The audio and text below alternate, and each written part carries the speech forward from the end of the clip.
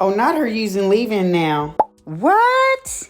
I can't wait to do this again. I'm sold. I am a leave-in and phone girl. So I'm wrong. Yeah, I was wrong. You don't always have to have a humectant gel. You just need a bomb-ass leave-in conditioner. So let's catch up for those who are watching my videos for the first time. So I did the no oils, no butter, aka the 30-day hair detox. This hair care routine was curated by 2 professional stylists, by Cuddy Kinky and BGC entities. So about a year ago, I went to get a silk press and found my hair looked like rats had been sucking on them, like Shelly would say. So I was like, no more curly cuts, but still doing the method, not knowing that it was because of the method and the curly cutting technique. Fast forward several cuts later, us trying to get answers. In the meantime, we are getting gaslighted from the curators of the method. Live after live, we were dragged for sharing our experiences on YouTube. She even asked her followers to report us. I'm sure I'll see this on my feed on YouTube. I'm pretty sure you'll see it. At this point, like, if y'all tired of it, y'all can also report the videos. I've seen people get shut down because they hated somebody so much they reported all their videos. And they weren't even doing anything. So it's just a matter of, you can shut the conversation. You can report the videos. Just report them. Report the videos. They're not true. The videos aren't true. Anyway, Narada was helping in the background at the time. Hey, what's up, everyone?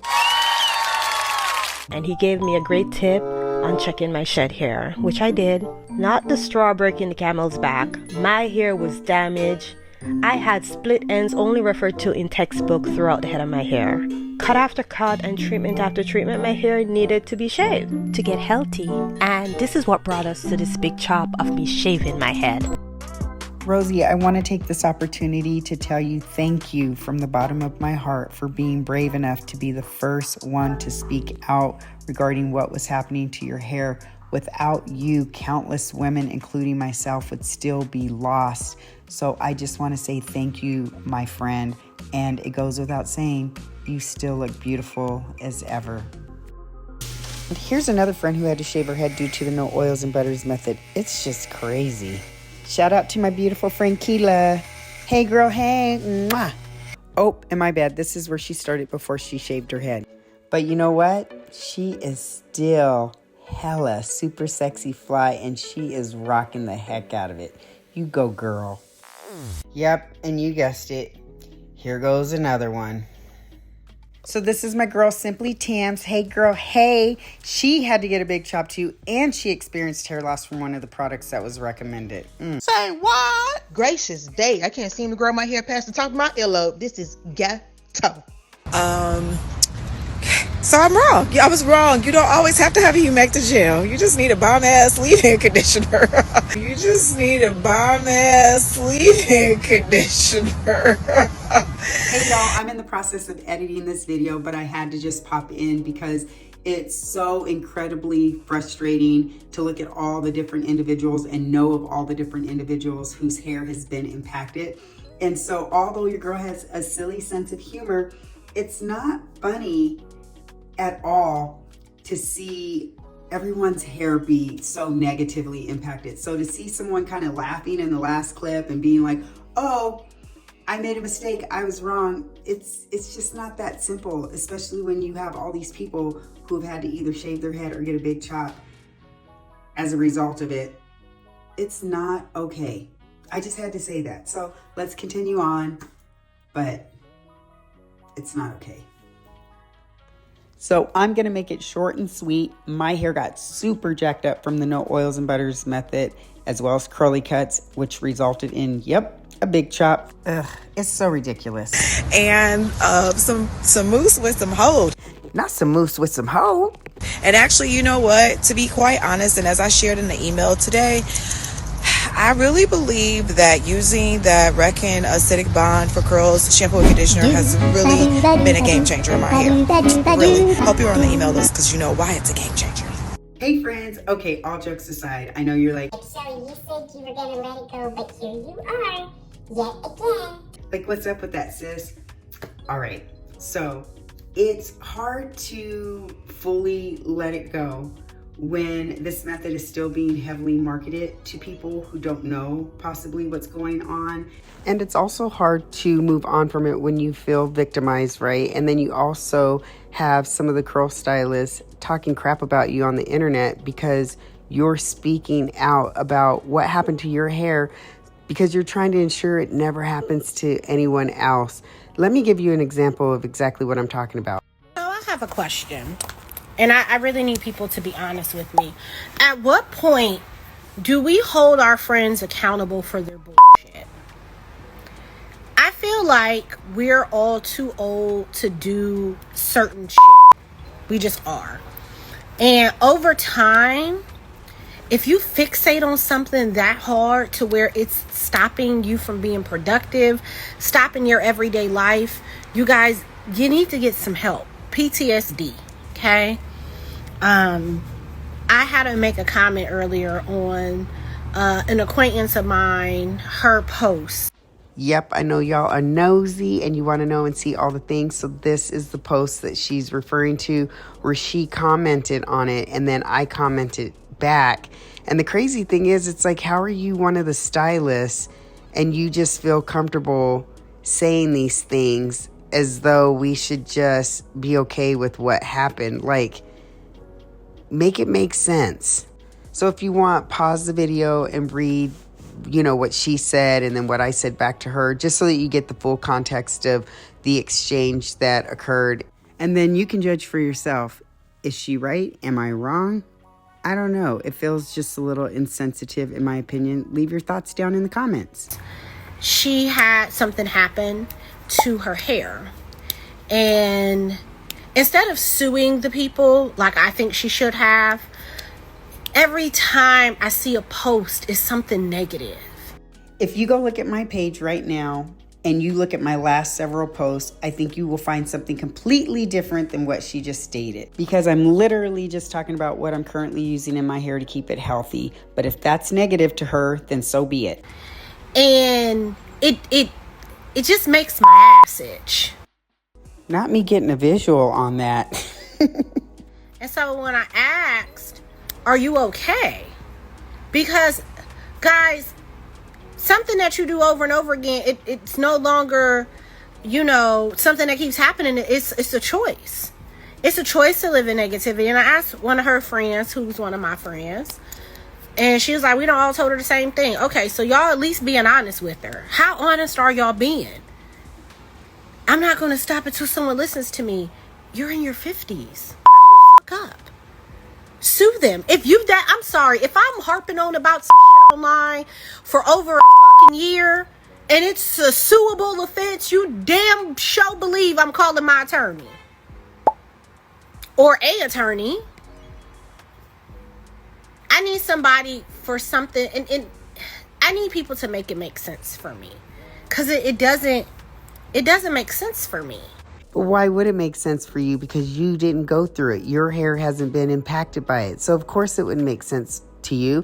And of course, because you're one of the stylists, you just want it to go away because it's probably affecting your bottom line too. So these are some of the background things that continue to occur that make it hard to move on.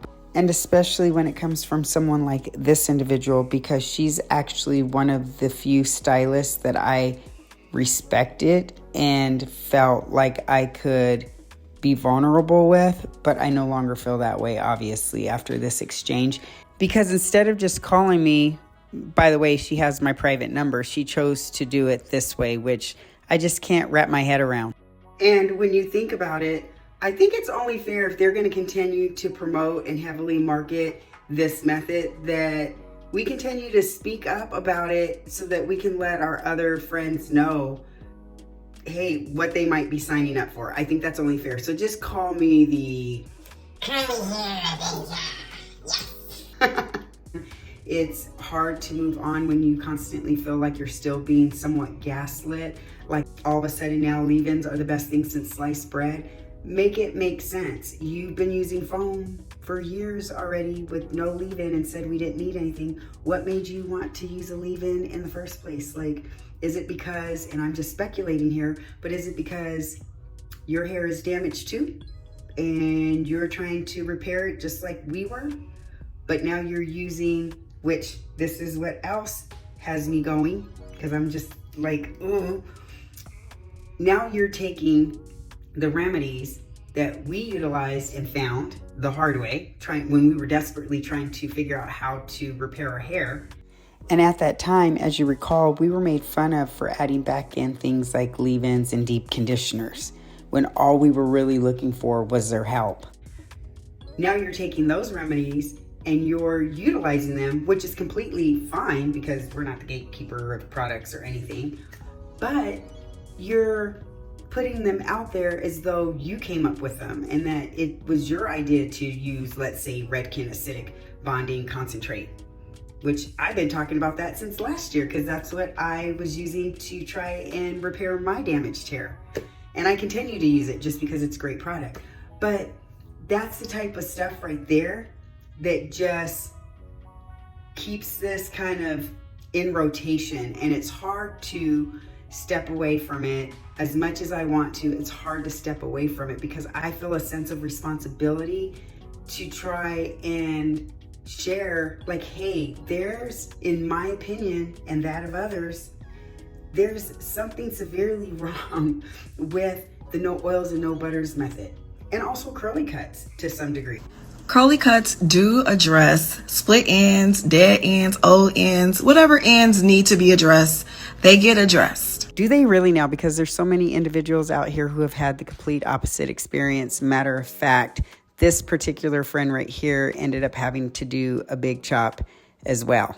Like, I've talked about that. I feel like they're great for shape, but outside that, I don't feel like they address all the split ends in the hair. That was my experience. I also feel like they thin the hair out over time.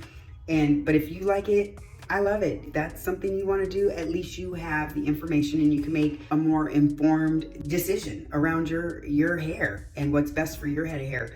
But it's hard and very frustrating to see people, and I only shared, my story and a few others in this video of people who have had to get big chops or shave their heads. Like, there's so many people out there who have been impacted and affected. And so it's almost like adding insult to injury around all of this stuff. So I joke around it, I poke fun about it, I make, light of it and just try and get some chuckles. But it's just frustrating to see someone go on their story and then come out hee-heeing and ha-haing and being like, oh, I made a mistake, I was wrong, leave-ins are the bomb. But yet we're sitting up here with big chops and shaved heads. Or being bad-mouthed by one of the curl specialists like you saw in this video, because we're still trying to actively bring about awareness because this method is still being heavily marketed. It's not right. And so hopefully at some point, all of this will be rectified and it will truly be over. But as long as there's individuals out there still that stand the chance to get their hair ruined, I just really feel a true responsibility in terms of continuing to speak up about it, because I think it's very imperative that this message gets heard. But all my videos won't be about this. It's gonna be about just where I am with my hair, which she's looking really good and she's coming along great and everything. And just hopefully you can pick up little tricks and tips, and I can pick them up from you in terms of how we can all have our best and healthiest hair. So until next time, bye. That is not nice.